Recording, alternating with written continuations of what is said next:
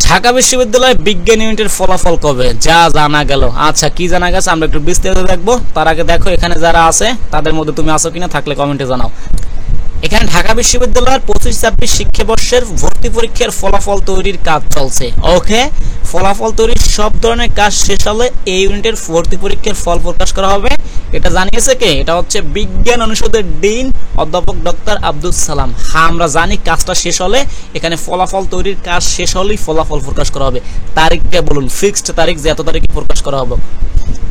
হ্যাঁ, যে এত তারিখে প্রকাশ করবো সেই তারিখটা কি এখানে বলেছে? আচ্ছা দেখি, এটা 9 মার্চ ডেলি ক্যাম্পাসকে বলছে যে ফলাফল তৈরির কাজ চলছে। হ্যাঁ, আমরা জানি ফলাফল তৈরির কাজ চলছে।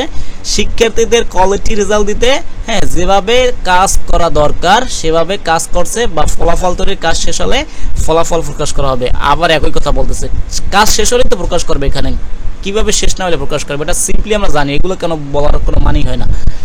তিনি বলেন ঢাবির ভর্তি কার্যক্রম শুরুর সময় আমরা একটা টার্গেট সেট করি। ওকে, সেখানে আমরা একটি প্ল্যান লাইন বা অ্যাকশন থাকে, সেই প্ল্যান ভর্তি কার্যক্রমে সব শিডিউল করা থাকে, যেমন ভর্তি পরীক্ষা নেওয়া, ফল প্রকাশ করা এবং ক্লাস শুরুর তারিখ ইত্যাদি ইত্যাদি। ওটাকে টার্গেট করে আমরা এগিয়ে যাচ্ছি। আচ্ছা, সবকিছু যেহেতু ফিক্সড করা, তাহলে তারিখটা বলে দিন যে এক্স্যাক্টলি এই তারিখে এখানে ঢাবির এই ইভেন্টের ফলাফলটা প্রকাশ হবে, তাহলেই তো বিষয়টা একদম সিম্পল। আচ্ছা, 15 ফেব্রুয়ারি ঢাকা সহ এখানে বিভাগীয় 8টি শহরে একযোগে এই পরীক্ষা অনুষ্ঠিত হয়। আচ্ছা, এগুলো আমরা জানি সবাই। ঢাকা বিশ্ববিদ্যালয় 1 মাসের। আচ্ছা, এখানে একটা গুরুত্বপূর্ণ কথা বলছে, দেখো সাধারণত ঢাবির ভর্তি পরীক্ষায় 1 মাসের মধ্যে ফল প্রকাশ করা হয়। হ্যাঁ, যদি আমরা দেখেছি এখানে বি ইউনিটের ক্ষেত্রে 1 মাসের বেশি সময় লেগেছে ফলাফল প্রকাশের ক্ষেত্রে।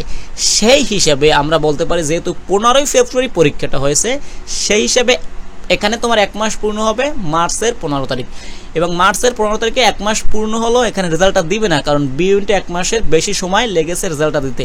তো আমরা ধরে নিতে পারি 20 তারিখের পরে, মার্চের 20 তারিখ, 22 তারিখ বা 25 তারিখের পরে যে কোনো একটা সময় তোমাদের রেজাল্টটা পাবলিশড হবে। নট এ ফিক্সড ডেট, এখানে কোনো এরকম ডেট এরা কিন্তু বলতে পারে নাই, এখানে কিন্তু নাই। তোমরা ধরে নাও 20 বা 22-এর পরে অথবা 25 তারিখ বা এর মধ্যে বা এর আগে পরে রেজাল্টটা পাবলিশড হতে পারে। এখানে আরো অনেক কথা বলছে যেগুলো জানার দরকার নাই। এগুলো হচ্ছে কারা আবেদন করছিল, কত লক্ষ পরীক্ষা দিয়েছিল। আচ্ছা, এগুলো আমরা জানি, যা আসন আছে সেগুলো আমরা অনেকে জানি। এটাই আর কি। Thank you all. এখানে রেজাল্ট জানিয়ে দিলে আরো বিস্তারিত আসবে।